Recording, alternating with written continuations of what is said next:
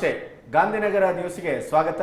ಇವತ್ತಿನ ಹೊಸ ಹೊಸ ಸುದ್ದಿಗಳು ನಮ್ಮ ಹುಡುಗಿಯರ ಹತ್ರ ಏನೇನಿದೆ ಅಂತ ನೋಡಿಕೊಂಡು ಆಮೇಲೆ ಬಹಳ ವಿಭಿನ್ನವಾದಂಥ ಒಂದು ಖಡಕ್ ಆದಂಥ, ಯಾಕೆಂದರೆ ರಾಜ್ಕುಮಾರ್ ಮಗ ಪುನೀತ್ ಅವರು ಯಾವತ್ತೂ ಯಾರಿಗೂ ಒಂದು ಐರನ್ ಲೆಗ್ ಅಥವಾ ಲಾಟ್ರಿ ಮಾರುವವನು ಈ ಥರದ ಶಬ್ದಗಳನ್ನು ಬಳಸಿದ್ದೇ ಇಲ್ಲ.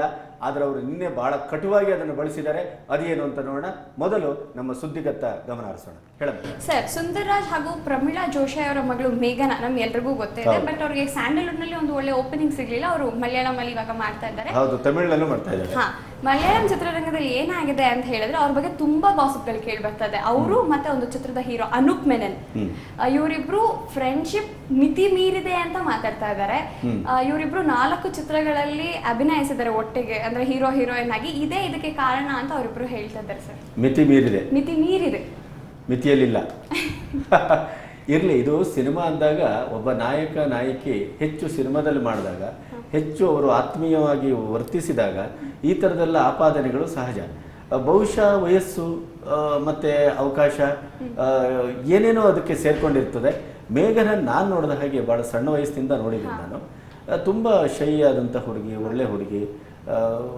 ಅದು ಸಿನಿಮಾದಲ್ಲಿ ಇರ್ಬೋದು, ನೋಡೋಣ. ಅದನ್ನು ಸ್ವಲ್ಪ ಇನ್ನೂ ಹೆಚ್ಚು ಅದಕ್ಕೆ ನಾವು ಈಗಲೇ ಕನ್ನಡದಲ್ಲಿ ಅವಳಿಗೆ ಹೆಚ್ಚು ಒಂದು ಇದನ್ನು ಹಣೆಪಟ್ಟಿ ಅಂಟಿಸೋದು ಬೇಡ ಅಂತ ಅನಿಸ್ತದೆ. ಮತ್ತೇನಿದೆ? ಈ ಮೊದಲೇ ಹೇಳಿದಾಗೆ ಪುನೀತ್ ರಾಜ್ಕುಮಾರ್ ಯಾವತ್ತೂ ಕೆಂಡಾಮಂಡಲ ಆಗಿರಲಿಲ್ಲ ಮೀಡಿಯಾದ ಮುಂದೆ.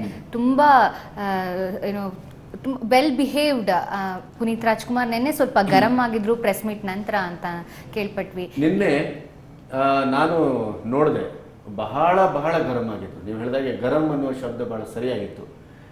ಸಿನಿಮಾದಲ್ಲಿ ಯಾವತ್ತೂ ಒಂದು ಸಾತ್ವಿಕತೆಯನ್ನು, ಶಿಸ್ತನ್ನು, ಸಂಸ್ಕಾರವನ್ನು ಕಾದ್ಕೊಂಡು ಬಂದದ್ದು ರಾಜ್ಕುಮಾರ್ ಕುಟುಂಬದ ಒಂದು ಮೌಲ್ಯ. ಅದು ಪಾರ್ವತಮ್ಮ ಇರ್ಬೋದು, ಅಥವಾ ರಾಜ್ಕುಮಾರ್ ಸ್ವತಃ ರಾಜ್ಕುಮಾರ್ ಅವರು ಇರ್ಬೋದು, ಅವ್ರ ಮಕ್ಕಳಿರ್ಬೋದು. ಪಾರ್ವತಮ್ಮ ಬಹಳಷ್ಟು ಸಾರಿ ಅಗ್ರೆಸಿವ್ ಆಗಿ ಮಾತಾಡಿದ್ದನ್ನು ಕೇಳಿದ್ದೇನೆ. ಇತ್ತೀಚೆಗೆ ಪುನೀತ್ ಮಾತಾಡೋದಕ್ಕಿಂತ ಮೊದಲು ಶಿವಣ್ಣ ಮಾತಾಡಿದರು. ಹಿಂದೊಂದು ಪತ್ರಿಕೆಯಲ್ಲಿ ಅವ್ರ ಬಗ್ಗೆ ಸಾಯಿ ಪ್ರಕಾಶರ ಆತ್ಮಹತ್ಯೆಗೆ ಪರ್ಯಾಯವಾಗಿ ನೀವೇ ಕಾರಣ ಅಂತ ಬರೆದಾಗ ಅವರು ಮನೆಯಲ್ಲೇ ಪತ್ರಿಕಾಗೋಷ್ಠಿ ಕರೆದು ಬಹಳ ವೀರಾವೇಶದಿಂದ ಮಾತಾಡಿದರು. ಇತ್ತೀಚೆಗೆ ಪ್ರಸಾದ್ ಅವರು ವಿತರಕರಾಗಿ ಬಂದಿದ್ದಾರೆ. ಅಣ್ಣ ಬಾಂಡನ್ನ ಮಧ್ಯದಲ್ಲಿ ಅವರಿಂದ ಕೈ ತಪ್ಪಿತು. ಬಹುಶಃ ಆ ಕಾರಣಕ್ಕಾಗಿ ಅವರು ಹದ್ದು ಮೀರಿ ಮಾತಾಡಿದ್ದಾರೆ. ಅದಕ್ಕೆ ಶಿವಣ್ಣ ಪ್ರತಿಭಟಿಸಿದ್ದನ್ನು ನಿನ್ನೆ ನಾವು ಚರ್ಚೆ ಮಾಡಿದೆವು. ಇವತ್ತು ನಿನ್ನೆ ಅವ್ರು ಹೇಳಿದ ಮಾತೇನು ಗೊತ್ತಾ? ಏನೋ ಲಾಟ್ರಿ ಮಾರ್ತಾ ಇದ್ದವರು ಅಥವಾ ಶೇರ್ ಬಿಸ್ನೆಸ್ ಮಾಡ್ತಾ ಇದ್ದವರೆಲ್ಲ ಈ ರಂಗಕ್ಕೆ ಬಂದರೆ, ಇಲ್ಲಿಯದ ಯಾವುದೇ ರೀತಿ ರಿವಾಜುಗಳು ಗೊತ್ತಿಲ್ಲದೆ ಇದ್ದರೆ ಈ ರೀತಿ ಮಾತಾಡ್ತಾರೆ. ಮತ್ತು ನಮ್ಮ ಸಿನಿಮಾ ಏನು, ನಮ್ಮ ಕತೆ ಏನು, ನಮ್ಮ ಇದನ್ನು ವಜ್ರೇಶ್ವರಿಂದ ಬರುವಂಥ ಸಿನಿಮಾದ ಮೌಲ್ಯ ಏನು ಅನ್ನೋದನ್ನು ಇಂಥವರಿಂದಲೇ ನಾವು ಕಲಿಬೇಕಾಗಿಲ್ಲ. ಮತ್ತು ಈ ರೀತಿಯ ಕೀಳು ಅಭಿರುಚಿ ಇದ್ದವರೆಲ್ಲ ಸಿನಿಮಾ ರಂಗಕ್ಕೆ ಬಂದಿದ್ದರಿಂದಲೇ ಇತ್ತೀಚೆಗೆ ಗಲಾಟೆಗಳು, ಜಗಳಗಳು, ಗೊಂದಲಗಳು, ನಿರ್ಮಾಪಕರ ಮಧ್ಯೆನೇ ಜಗಳಗಳು ಎಲ್ಲ ಶುರುವಾಗಿದೆ.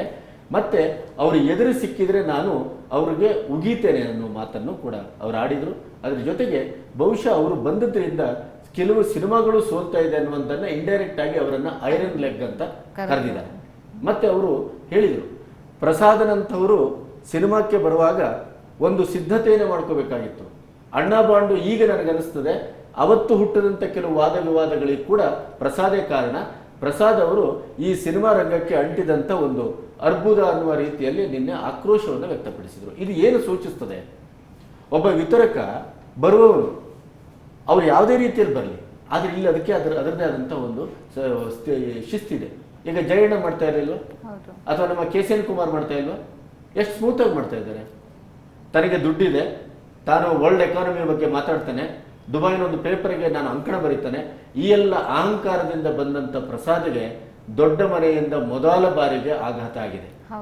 ಅವರ ಅಹಂಕಾರಕ್ಕೆ ಪ್ರಾಯಶ್ಚಿತ ಆಗಿದೆ. ಬಹುಶಃ ಇದು ಅವರಿಗೆ ಬುದ್ಧಿ ಕಲಿಸ್ತದೆ. ಇದರಿಂದ ಅವರು ಬುದ್ಧಿ ಕಲಿತು ಒಳ್ಳೆ ವಿತರಕರಾಗಿ ಮುಂದುವರಿಯಲಿ ಅಂತ ನಾನು ಆಸೆ ಪಡ್ತೇನೆ. ರಾಜ್ಕುಮಾರ್ ಮಕ್ಕಳು, ತಣ್ಣನೆಯ ಮಕ್ಕಳು ಇವತ್ತು ಸಿಡಿತಾರೆ ಅಂತಂದ್ರೆ ಅವರಿಗೆ ಎಷ್ಟು ನೋವಾಗಿದೆ ಅನ್ನೋದನ್ನು ನಾವು ಅರ್ಥ ಮಾಡ್ಕೋಬೇಕು.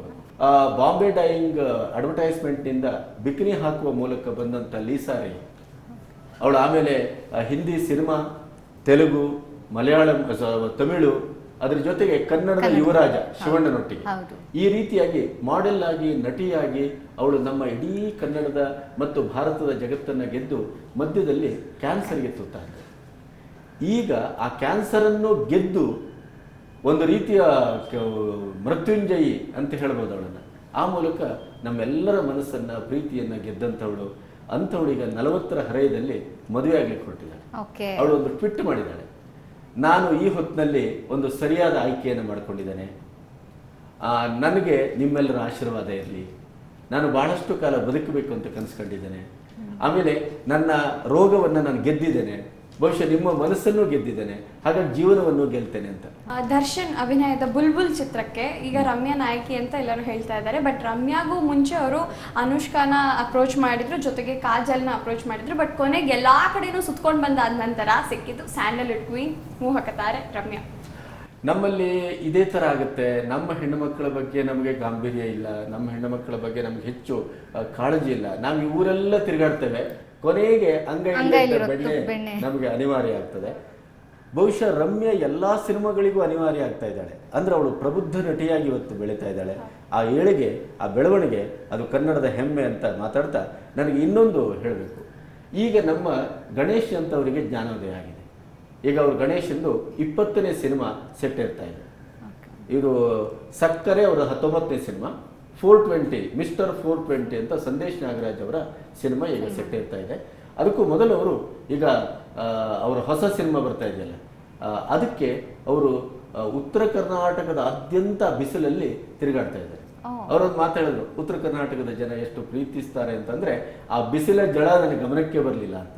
ನಾನು ಯಾಕೆ ಇದನ್ನು ಕೋಟ್ ಮಾಡಿದೆ ಅಂದರೆ, ನಮ್ಮಲ್ಲಿ ಪ್ರಚಾರಕ್ಕೆ ಹಿಂದೇಟು ಹಾಕುವಂಥ ನಾಯಕರು ಅವರ ಸೋಲು ಆವರಿಸಿದಾಗ, ಎಲ್ಲೋ ಒಂದು ಕಡೆ ಅವರಿಗೆ ಮರುಹುಟ್ಟು ಬೇಕು ಅಂತಂದಾಗ ಅವರು ಈ ರೀತಿ ಪಾದಯಾತ್ರೆ ಮಾಡ್ತಾರೆ. ಇವತ್ತು ನಮ್ಮ ಸ್ಟುಡಿಯೋಕ್ಕೆ ಆಗಲೇ ನಮ್ಮನ್ನು ಮಾತಾಡಲಿಕ್ಕೆ, ನಮ್ಮೊಟ್ಟಿಗೆ ಮಾತಾಡಲಿಕ್ಕೆ ಸಿಂಧು ಬಂದಿದ್ದಾಳೆ. ಲೈಫು ಇಷ್ಟೇನೆ. ಆ ಸಿಂಧು 6 ಸಿನಿಮಾವನ್ನು ಕನ್ನಡದಲ್ಲಿ ಮಾಡಿದ್ದಾಳೆ, 2 ತಮಿಳು ಸಿನಿಮಾ, 1 ತೆಲುಗು, ಅಂದರೆ ಒಟ್ಟಾರೆಯಾಗಿ 9.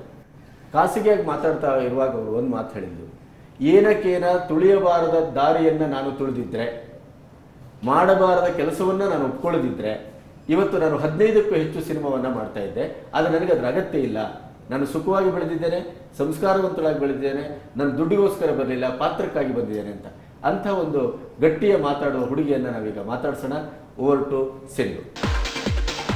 ಸಿಂಧು ಲೋಕನಾಥ್ ಸಿಂಗಲ್ ಅಥವಾ ರೆಡಿ ಟು ಮಿಂಗಲ್ ಅಥವಾ ಯಾರಾದ್ರೂ ಬಾಯ್ ಫ್ರೆಂಡ್ ಇದಾರ? ಈಸ್ ಫ್ಲರ್ಟಿ ಅಂದ್ರೆ ಈಸ್ ಜೋವಿಯಲಿ ಫ್ಲರ್ಟಿ.